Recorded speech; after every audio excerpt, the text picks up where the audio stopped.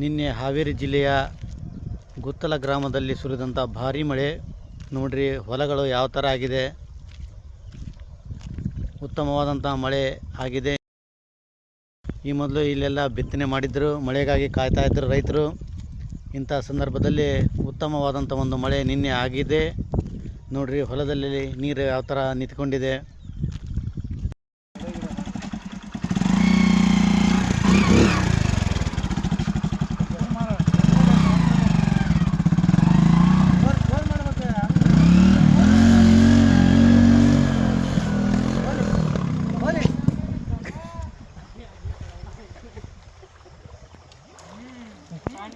ಈಗಾಗಲೇ ಹೊಲದಲ್ಲಿ ಕೂಡಿ ಬಿದ್ದು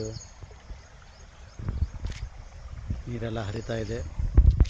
ಬೆಳಗ್ಗೆ ಆದರೂ ಸಹ ಇಷ್ಟು ನೀರಿದೆ.